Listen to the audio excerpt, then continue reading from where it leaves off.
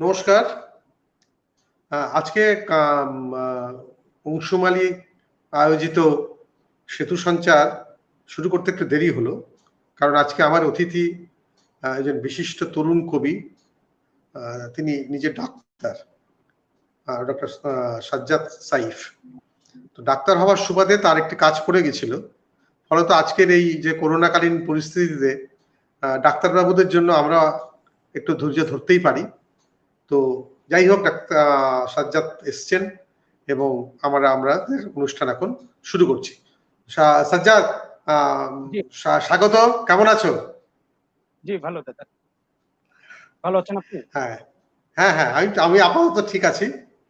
জি আমরা আমাদের অনুষ্ঠান শুরু করি, ঠিক আছে? আমি জি অনুষ্ঠানের শুরুতে একটা অনুষ্ঠানের শুরুতে সবাইকে বলি একটা পরিচিতি দিতে, নিজের স্বপরিচিতি। তো তুমি প্লিজ একটা স্বপরিচিতি দাও। আমার পরিচিতি দেওয়ার মতো খুব বেশি ভারী কিছু নাই। আমি পেশায় একজন চিকিৎসক। আহ, বলা যায় প্যাশনে লেখালেখির সাথে জড়িত আর কি।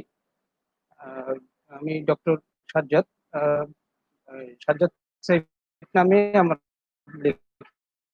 পরিচয়। আমার জন্ম ঢাকায়, ঢাকার যাত্রাবাড়িতে, মানে পুরান ঢাকা লাগোয়া অঞ্চল। আর আমি বসবাস করছি চাকরি সূত্রে মফস্বল শহর বগুড়ায়। উত্তরবঙ্গের রাজধানী বলা হয়, গেটওয়ে অফ নর্থ বেঙ্গল বাংলাদেশে। কমার্শিয়াল এরিয়া, কমার্শিয়াল এরিয়া বলতে সম্পূর্ণ উত্তরবঙ্গের কমার্শিয়াল যে ফ্লোটা এই অঞ্চল থেকে পরিচালিত হয়, প্রায় বলাই যায়। আর রাজশাহীর পদ্মা আহ, ঘেরা অঞ্চলের পাশাপাশি একটা এলাকা। ইভেন যমুনা তার চারপাশে ঘিরে আছে। আর ভেতরে পুরো বগুড়া ডিস্ট্রিক্টটা ভেতরে করতোয়া নামে একটা পুরাণে আমরা জানি করতোয়ার ঘটনা, যেটা সাধারণত বেহুলার আহ, বাসর ঘরের জন্য বিখ্যাত। আর আহ, আমি তার পাশেই আমার বসতি মহাস্থানগড়, যেটা মহাস্থান নামেই পরিচিত বাংলাদেশের। আর ইতিহাসের বইগুলিতে এটা মহাস্থানগড় নামে পরিচিত, প্রাচীন সভ্যতার অংশ হিসেবে একে মোটামুটি এখন সাউথ এশিয়ান কালচারাল রাজধানী হিসেবে আহ, অতি সম্প্রতি পরিচিত মহাস্থানগড়। তা আমার বসতিটা এই অঞ্চলেই। এবং একটা সময় পর্যন্ত আমি আমার গ্রাজুয়েশন শেষ করার পর পোস্ট গ্রাজুয়েশন কোর্সে ঢোকার পরও ঢাকুরি, কারণ একটা লিভিং কমফোর্ট জড়িত এখানে, প্লাস এখানকার যে পরিবেশ এবং সাংস্কৃতিক আবহ, সম্পূর্ণ বগুড়া আমাদের দেশেই, সম্পূর্ণ সমগ্র দেশেই আহ, শিল্প সাহিত্যের ইতিহাসে একটা বিশেষ জায়গা অলরেডি করে নিয়েছে অনেক আগে থেকেই। বিশেষ করে 60-এর দশক থেকে আমরা মহাদেব সাহা, আমরা ডক্টর মোহাম্মদ শহীদুল্লাহ, এদের টাচ পাওয়া একটা বরেন্দ্র নগরী আর কি। বরেন্দ্র নগরী এই অঞ্চলের ইতিহাসের সাথে জড়িত। তো শেষ পর্যন্ত এখানেই আমার সংসার জীবন, পেশা জীবন সেটেল ডাউন করা আর কি। আপাতত এটাই আমার রানিং বেশ, পরিচয় দাদা। পরে আমরা আরো যাব, তোমার বই, তোমার সাহিত্যপত্র এসব নিয়ে কথা বলবো। আমি আরেকটা যেটা করি সেটা হচ্ছে, প্রথমে যেহেতু তুমি আহ, একজন তরুণ কবি এবং তোমার কাব্যগ্রন্থ আছে, তো আমি তোমায় অনুরোধ করব তুমি অন্তত 3-4টে কবিতা পাঠ করে শুরু করো, তারপরে আমরা আলোচনায় ফিরব।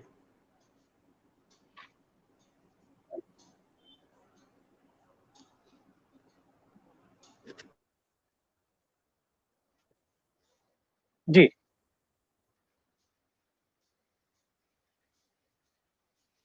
তুমি পড়তে পারো, কোনো অসুবিধা নেই, পারো। দাদা, কথাটা কিছুটা বেজে গিয়েছিল, আমি বুঝতে পাইনি। হ্যাঁ, পড়ো, কোনো অসুবিধা নেই, আহ পড়ো। আমি কবিতার দিকে যদি যাই, আমি শুরুতে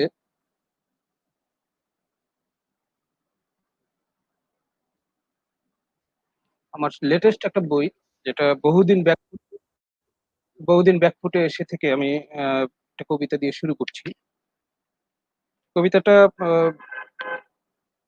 ছোট এবং চিরল দুপুরে, কবিতার নাম চিরল দুপুরে। আহ ঝরা পাতা ঝিল নিয়ে চিরল দুপুরে, অচির আলোর রোদে দিঘির কিনারে, ফুটে রয় বুনো ফুল, নীল তার খোপা, পরনে কুয়াশা দিয়ে মহাকাশ লেপা। কিছুটা পেয়েছি দেখা, ভয়ে কাপা স্বর বিঁধেছে দ্বিতল বুকে চাঁদনি।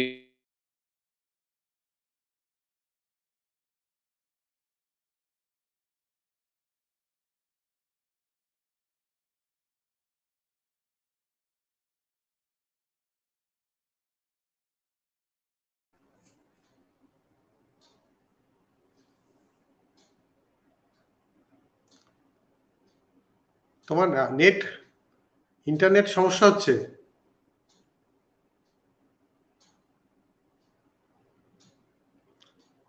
হ্যাঁ, শুনতে পাচ্ছ?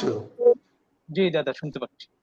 নেটওয়ার্ক সম্ভবত একটু ফল ডাউন করছে। হ্যাঁ, হ্যাঁ, ওই অংশমালী লিখছে যে আপনি আপনার বাড়ির সদস্যদের, আমাদের জোবায়ন সন্ধি লিখছে, আপনি আপনার বাড়ির সদস্যদের অনুরোধ করুন তারা যেন লাইভ শেষ না হওয়া অবধি ইন্টারনেট ব্যবহার থেকে বিরত থাকেন। বাড়িতে একাধিক ব্যক্তি ইন্টারনেট ব্যবহার করার কারণে আপনার সংযোগ দুর্বল হচ্ছে। এটা একটা পসিবিলিটি হতে পারে। আর কেউ কি ব্যবহার করছে নেট? হ্যাঁ, সাদিয়া, সাদিয়া, এদিকে আসো।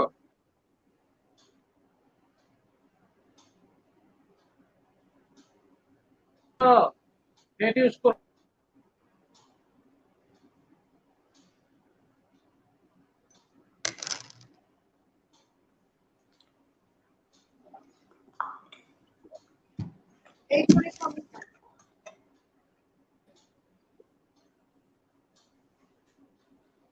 এই রুমের সমস্যাটা।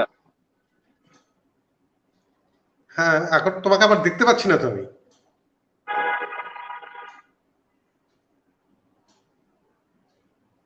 হ্যাঁ, এবার দেখা যাচ্ছে, ঠিক হ্যাঁ আছে। দাদা, হ্যাঁ, এবার তুমি কবিতাটা আরেকবার আটকে যাচ্ছে।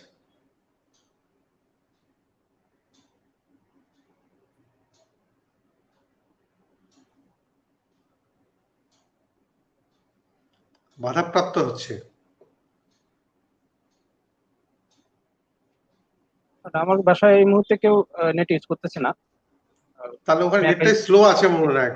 অন্য কোনো ডিভাইসে চালু থাকলে আটকে বোধহয় প্রবলেম হবে না। হ্যাঁ,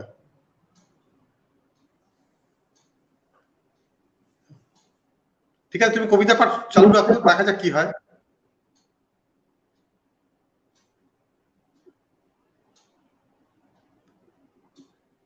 এটা খুব ডিস্টার্বিং হচ্ছে। এখন আমরা দেখতে পারি দাদা, হ্যাঁ, সবগুলি ডিভাইস ফ্রি। ওকে। শুনতে পাচ্ছেন দাদা? হ্যাঁ, আমি শুনতে পাচ্ছি এখন।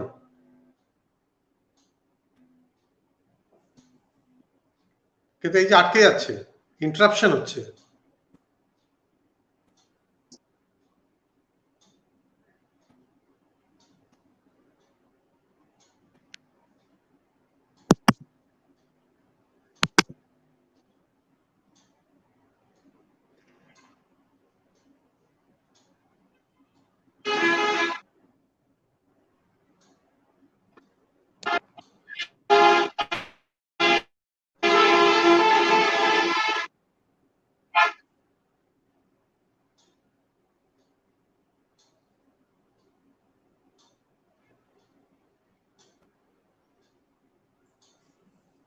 হ্যালো,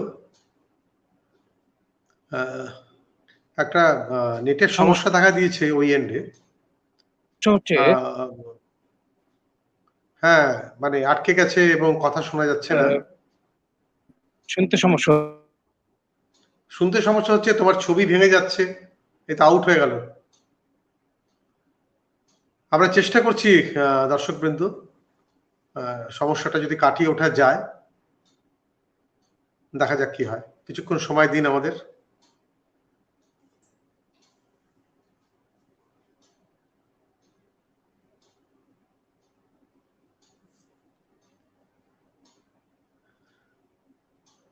এই আন্তর্জালে এটাই সমস্যা।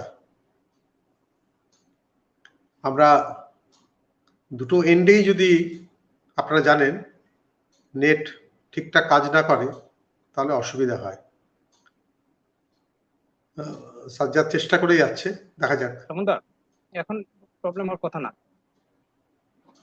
হ্যাঁ, তোমায় দেখতে পাচ্ছি না, দেখি।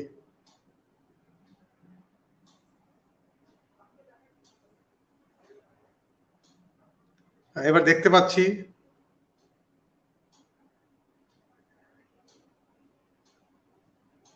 হ্যালো।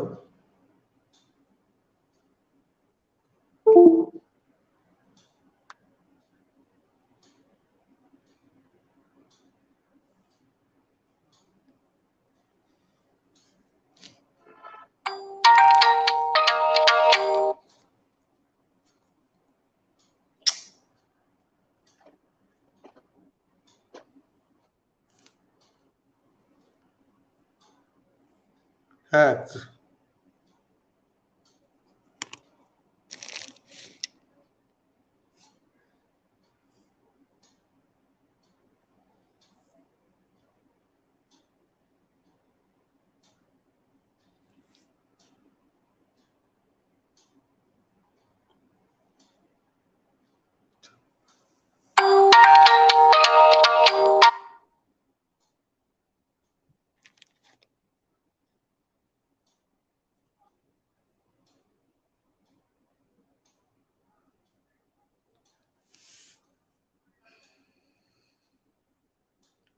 দেখা যাক কি হয়। আমরা তো এটা আমার হাতে নেই, ওই এন্ডে সমস্যা হচ্ছে। মৌ মধুবন্তী এসছেন, রবীন বণিক, সুদীপ ঘোষাল, তিনজনকেই স্বাগত। সবাই কেমন আছেন? কারণ আমরা খুব দুঃসময়ের ভেতর দিয়ে যাচ্ছি।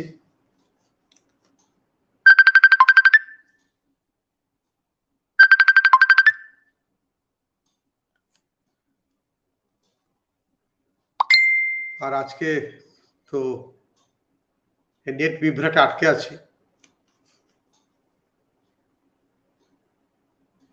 সাজ্জাদ চেষ্টা করে যাচ্ছে। Hello, hello. হ্যাঁ দাদা শুনতে পাচ্ছি। হ্যাঁ, তুমি পড়ো তো দেখি। আমি আমি ঠিক মানে এখনো তোমার ছবি হ্যাঁ ব্রেক দাদা, করছে। শুনতে পাচ্ছি। হ্যাঁ, হ্যাঁ। তোমার অ্যাকচুয়ালি যারা পরে এসছেন তাদের জানিয়ে রাখি, আমার সঙ্গে আজকে আছেন তরুণ কবি সাজ্জাদ সাইদ। তিনি নিজে একজন ডাক্তার। আজকে নেট বিভ্রাটে আমরা একটু আটকে গিয়েছি এবং আমরা কবির কবিতা শুনছিলাম। আমরা সেখানেই ফিরে যাই। তুমি কবিতা পড়ো।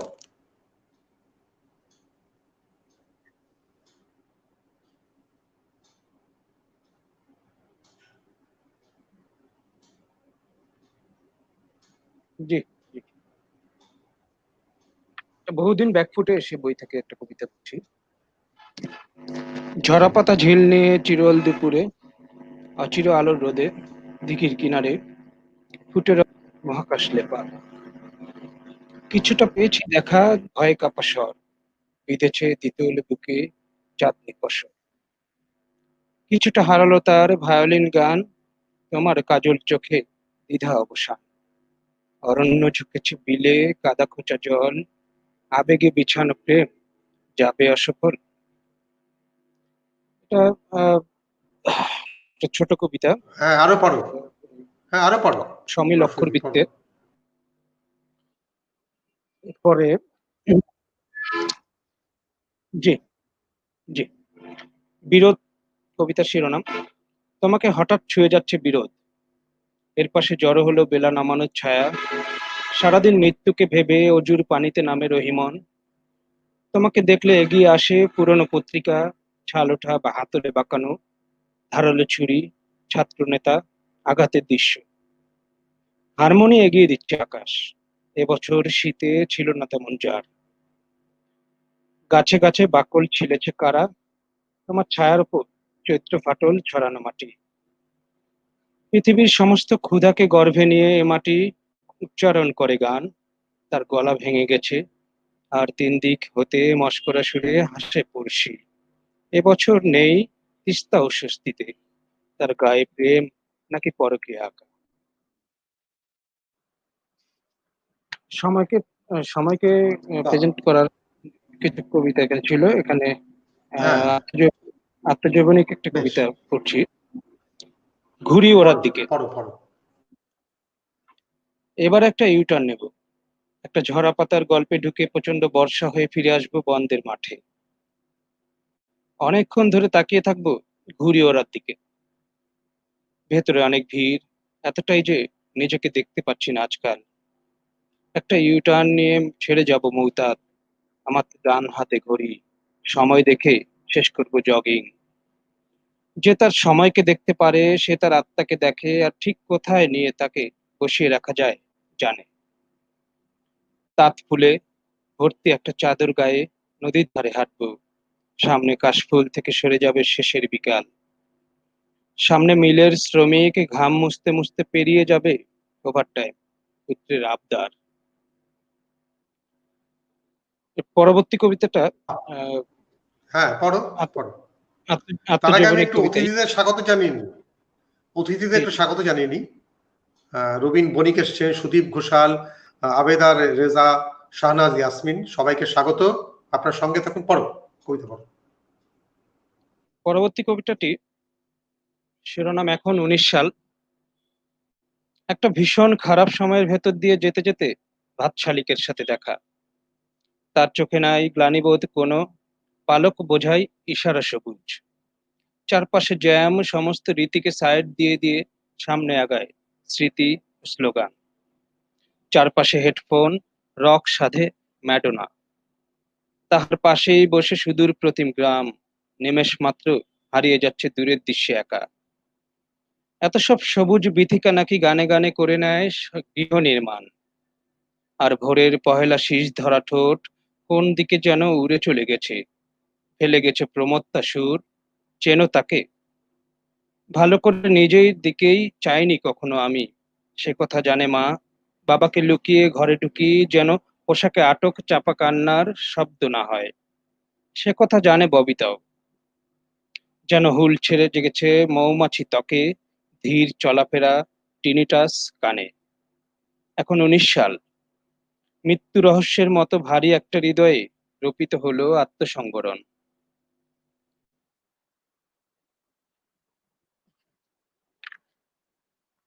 পরবর্তী কবিতাটা আমার প্রিয় অগ্রজ অমিত রেজা চৌধুরীকে উৎসর্গ করা। নকশা কাটা তারা। তিথি জুড়ে নকশা কাটা তারা, যেন আকাশ তাম্রলিপির খাতা। লিখে দিলাম অর্ধ সকাল তোমায়, লিখে দিলাম গোলাপ বর্ণ গান। আজকে হাতের ইকোনমি সবুজ, খাজ কাটা আর সব বিছানো মেঝে। তোমার ভিতর ঊর্ধ্বগামী ত্রিভুজ, তীর্থপলে পড়ছি তোমার লেখা। হাত এঁকেছি হাতের মুঠোয় তোরা, ফুল এঁকেছি ফুলের নামটি গাদা। মৃত্যু কেমন ছুটছে তাহার তারা, পাঁজরটি আজ শিশির শিশির চোয়া ধাঁধা।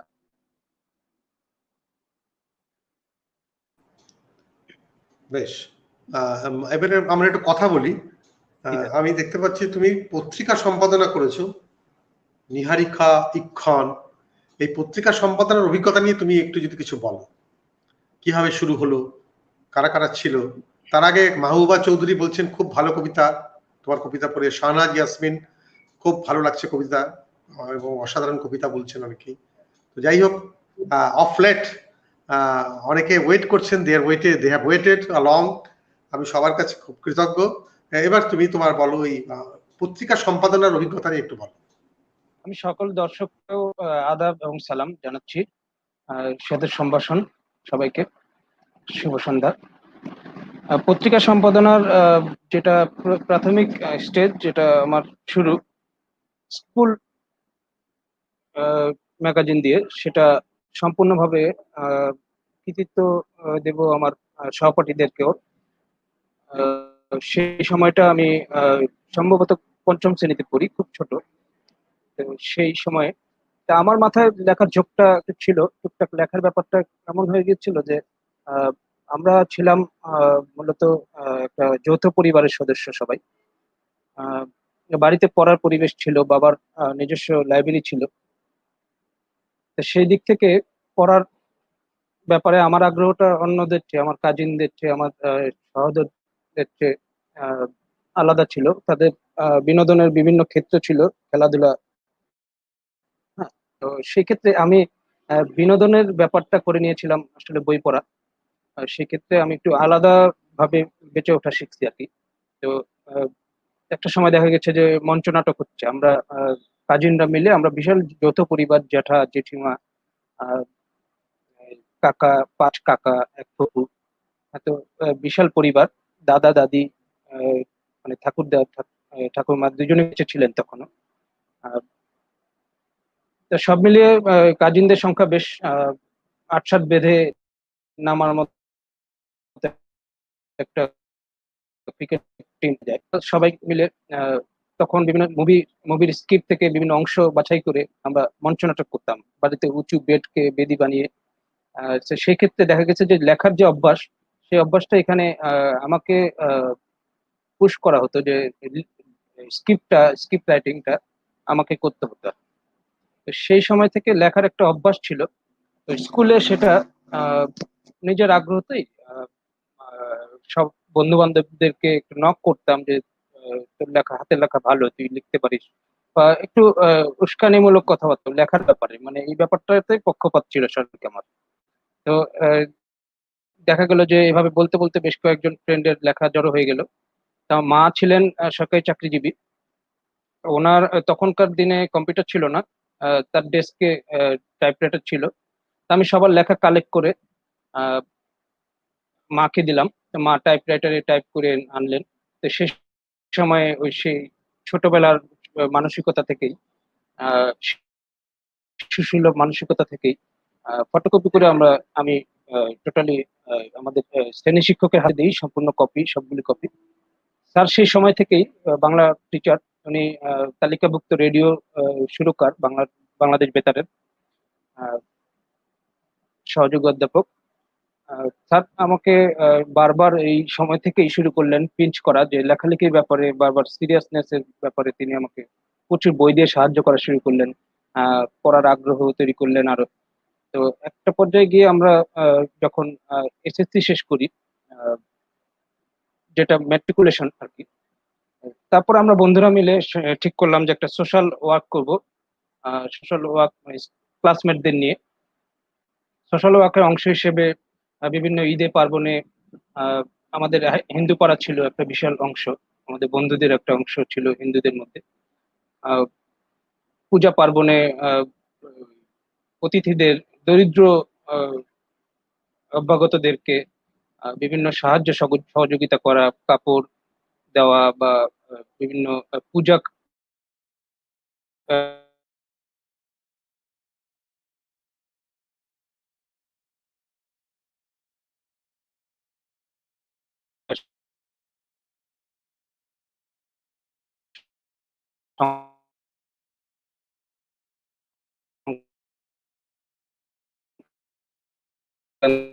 সংক্রান্ত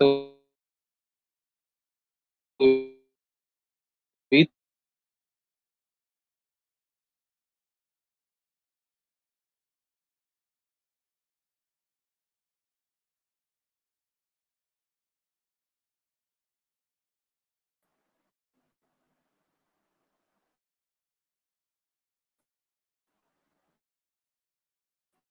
ছিল।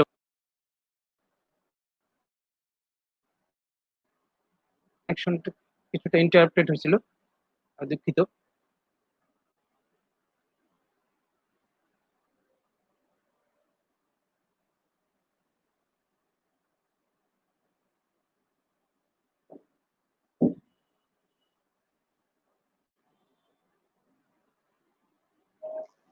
শুনতে পাচ্ছি না দাদা।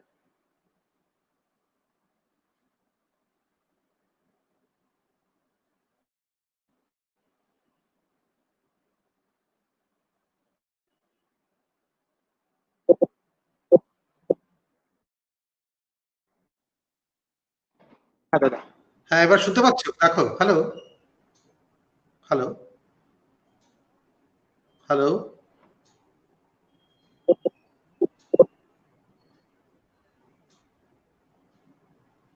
হ্যালো।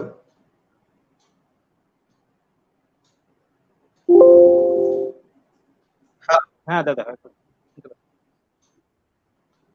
যেখানে বলছিলাম আমি একটু আচ্ছা শেষ। ঠিক আছে। তো সেই সময়টাই আমরা সেই সোশ্যাল ওয়ার্কের পাশাপাশি দি ওয়ান্ডার্স সোশ্যাল ইউনিট আমরা স্টার্ট করি। কিছু কিছু কিশোর ছেলে পেলে বিভিন্ন গুণপনা আছে আর কি তাদের সবার ক্ষেত্রে। কেউ ভালো ক্রিকেটার ছিল, আমাদের ক্রিকেট টিম ছিল, আমরা স্কুল ক্রিকেট খেলছি, আহ, জাতীয় স্কুল ক্রিকেটে অংশগ্রহণ করছি। তো সেই সময়টা খেলাধুলার পাশাপাশি সোশ্যাল ওয়ার্কের দিকে আমরা একটু অগ্রসর হই। তো সেই সংগঠনের একটা বার্ষিক আহ, রম্য পত্রিকা করার চিন্তা করি। সেটা আমরা সার্বিকভাবে পত্রিকাটা আমাদের একটা মুখপত্র হিসেবে কাজ করবে এই টার্গেটে।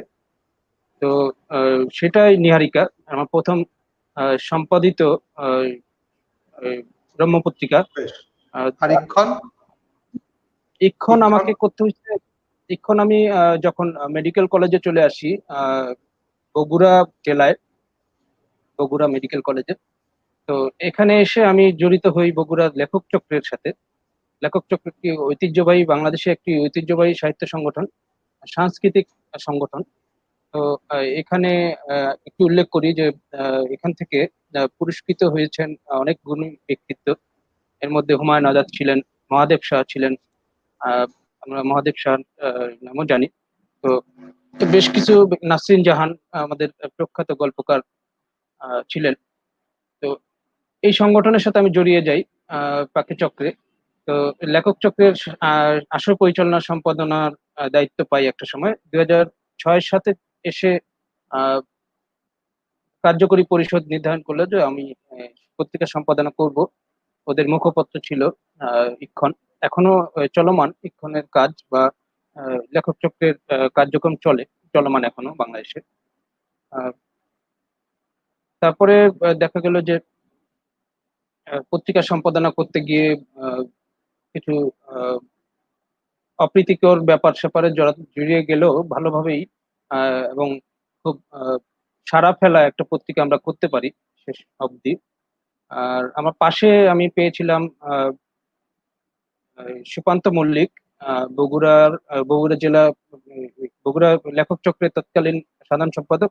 আর কিংবদন্তি লিটল ম্যাগাজিন আন্দোলনের অন্যতম পুরোধা মহাদেব সাহা এবং ফারুক সিদ্দিকীর কথাই বলছিলাম। বগুড়ার প্রখ্যাত লিটল ম্যাগাজিন সম্পাদক। বিপ্রতীক বিপ্রতীক পত্রিকার সম্পাদক এখানে লেখেননি এমন 90 দশক অব্দি এমন কোন লেখক বাংলাদেশের লেখকদের মধ্যে নেই। আহ, তো বিপ্রতীকের সান্নিধ্য পাই, ফারুক সিদ্দিকীর সান্নিধ্য পাই লেখক চক্র করতে এসে। তখন খুব গোগ্রাসে গিলছিলাম, রুশো, মানে দেরিদা, গোগ্রাসে দর্শনের সাথে জড়িয়ে যাই। লেখালেখির পাশাপাশি দর্শনে জড়িয়ে যাই। আলটিমেটলি সম্পাদনাটা এনজয় করি। ইক্ষণ সম্পাদনা করি 2007-এ, এবং 2009-এ গিয়ে ইক্ষণেরই পরবর্তী সংখ্যায় সহ সম্পাদক হিসেবে কাজ করি। এরপরে গিয়ে আহ, তোমার, আহ, হ্যাঁ, আন্তর্জালিক। আমি একটু কবিতার বইতে আসি। একটু কবিতার বইতে জি। আসি। তোমার 3টি কবিতার বই দেখছি। কবি নেবে যিশুর যন্ত্রণা। 4টে কবিতার বই। কবি নেবে যিশুর যন্ত্রণা, মায়ার মলাট, ভাষার সি বিচে, আর বহুদিন ব্যাকফুটে এসে। প্রকাশিতব্য আছে প্রেমপত্রের মেঘ, করোনা সিরিজ, আর তমা সিরিজ। তুমি অনুবাদও করো। তো ডাক্তারি সামলে এত লেখালেখির কাজ সামলে ওঠে কিভাবে? Time management? এটা হয়ে গেছে দাদা, যে আহ, একটা রিফ্লেক্স লাইফও রিফ্লেক্স মানে যাপনের একটা রিফ্লেক্স ক্রিয়েট করে ফেলছি আর কি। তো সপরিবারে এটা আমরা ইনভলভ আর কি বলা যায়, আমার স্ত্রী সন্তান সহ আমরা মানে আমি তাদের যে সাপোর্টটা পাই, যে লেখালেখির ব্যাপারে আমি সম্পূর্ণ স্বাধীনতা ভোগ করেই চালিয়ে যাচ্ছি। পারিবারিক চাপ, কাজের চাপ, প্রাতিষ্ঠানিক চাপ, এই ব্যাপারগুলি মেনটেন করার সুবিধার্থে আমি একটা পর্যায়ে মনোরোগ বিভাগেই ইন্টারেস্টেড হই। যে সাইকোলজিক্যাল গেম, হ্যাঁ সাইকোলজিক্যাল গেম, অবসন্নতা, তারপর মানুষের এক্সপেকটেশন, এই ব্যাপারগুলির সাথে সারাদিন আমাকে ডিল করতে হয়, কাউন্সেলিং করতে হয়। তো এই ব্যাপারগুলো আমি খুব এনজয় করতে শুরু করি। তো লেখালেখি আমি যখন পেশা জীবনে চলে আসলাম, তো লেখালেখির সাথে আমার এই পাশাপাশি সংসার সামলানো আর এই পেশা জীবন, তো পুরো ব্যাপারটা আমার কাছে লেখালেখি উপযোগী হয়ে ওঠে। এবার হসপিটাল তাহলে ওয়ার্ক গুলি। আমরা একটু কবিতায় ফিরি। আমরা জি, কবিতা আটকে গেছিলাম, আর একটু কবিতা পড়ো, কারণ সময় সংক্ষেপ, শেষও করতে হবে। কবিতা পড়ো। জি দাদা। তপন মুখার্জি এসেছেন, তপন মুখার্জিকে স্বাগত। হুম।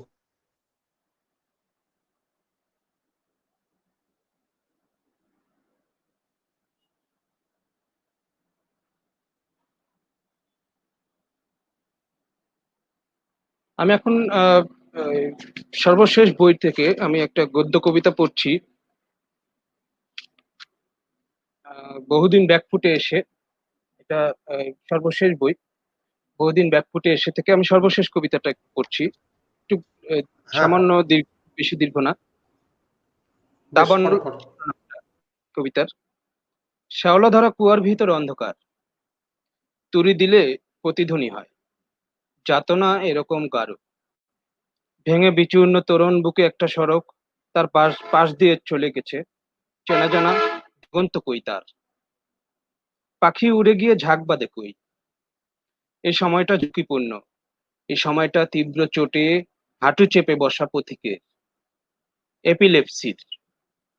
বৃত্তের ভেতর ঢুকে জামার কলার উঁচু রাখছে মানুষ, বজ্রপাত থেকে আসা বিদ্যুতে মেজে মেজে রাখছে বিষণ্ণতাকে।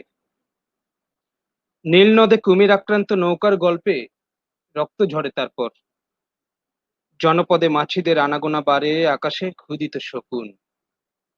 অবতীর্ণ মুসার ভয়েস, পর্বতে ধাক্কা খেয়ে সদর্পে ফিরে আসে ফারাও দরবারে, ধসে যায় তালুক দিদিক। আর সেই দিকে ফিরে নাচে নিজ নিজ অভিযোগে মুসাকে ব্যঙ্গ করে বনি ইসরায়েল, যেন কোনো পতঙ্গ দল ভন ভন করে কানের কাছে। আর চারিদিকে কোমল ধ্বনিত হলো বাইতুল মুকাদ্দাস। খররৌদ্র পড়ে বহুদূর কম্পিত লাগে পিরামিড। মমির ভিতর হতে চালাক প্রবৃত্তি সব, মমির ভিতর হতে চালাক প্রবৃত্তি সব বেরিয়ে পড়ছে দেখো ধূলি ঝড়ে ধর্মান্ধে। আর সেই অনাচারকামী ধর্ম ও তুষে আর সেই অনাচারকামী ধর্ম ও তুষে আগুন লাগিয়ে দিয়ে বাংকারে চিরনিদ্রায় গেছে অ্যাডলফ হিটলার। দুনিয়া জ্বলছে দেখো, জ্বলছে দ্বিগুণ হারে, দাবানলে, মানব মগজে। যেন এক গুপ্ত ঘাতক এসে উঁচিয়ে ধরেছে কোনো শত্রুর মুন্ডু। ধর ছিল যার একান্ত অবনত, সিজদা সুরত। দাসক্ষত সে হাওর হেবেন বিনয় মান্য করে ছুঁয়ে যায় একটি একটি করে উদ্ধত মমির কাতার। এ ছিল দাবানল কবিতাটি। আর কবিতাগুলি আমি বোধহয় একটু সিরিয়াস করলাম। আমি এর ভেতর একটি হ্যাঁ, প্রেমের কবিতা করি। হ্যাঁ, পড়ো কবিতার পড়ো। শিরোনাম কবিতা। ভিড় থেকে রোদ ছিটকে বেরিয়ে আসে, দেখে মনে হয় মরিচা পাতির ঝাড়। এই ভেবে ভেবে তোমারও তন্দ্রা পায়, মরিচা বাতির গহন শৈশব থেকে দেয়ালে দেয়ালে ধাক্কা খাচ্ছে সহপাঠীদের জোকস। উজান ব্যাকুল হাওয়া ছুড়ে দেয় নোঙর পঠিত মেঘ, মৃদুল সাঁতার। আর ডুব তরঙ্গে ডুবছে নদী, বিস্মিত মেঘ দেখে সরে আসে ঢেউ, যেন গানের ভঙ্গিমা এসে পাজরে পিছল খেয়ে স্নায়ু জুড়ে মেঘলা সেতার। আর কি যে ফিরে চাও তুমি গানের খাতায়, স্নান পেয়ে আধুলির মতো জল, নাকি জলের কবিতা এসে দোদুল্যমান তোমার শরীরে। এ ছিল কবিতাটি। আরেকটি পড়ো। আমি পরবর্তী কবিতাটি চলমান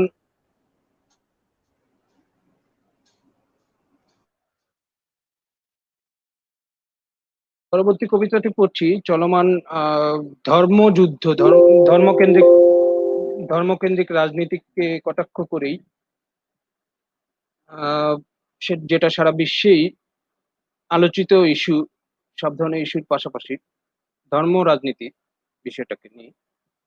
কবিতাটির নাম ক্রুসেড। মানুষের স্মৃতির কাছে এসে ইতিহাস খুলে দেয় গৌরব গাথা। রাজদ্বন্দ্বের গ্লানি দিকে দিকে ধসে যায় পাথরের গম্বুজ, প্রাচীন ক্যাথিড্রাল।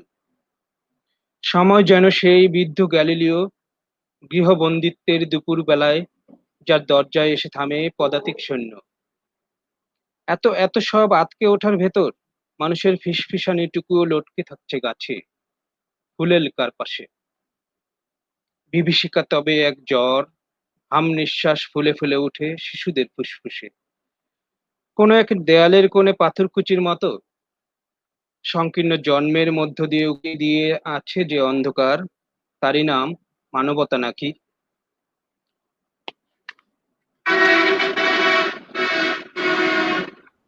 তোমার এ ছিল পরের বইটার, তোমার একটা বইয়ের নাম রেখো নগর গঠিত মেঘ। তুমি একটা নোংর কবিতা পঠিত বললে মেঘ। না, হ্যাঁ, দারুণ হ্যাঁ, দারুণ হ্যাঁ, নাম। এটা একটা বইয়ের নাম রেখো, খুব ভালো, ভালো নাম। থ্যাংক ইউ, বেশ, থ্যাংক এবার ইউ। আমরা, তুমি একটা শেষ কবিতা পড়ো, তারপরে আমার একটা প্রশ্ন আছে, সেই প্রশ্নটা করব। শেষ কবিতা পড়ো। জি, জি। আমি শেষ কবিতাটা পড়ছি।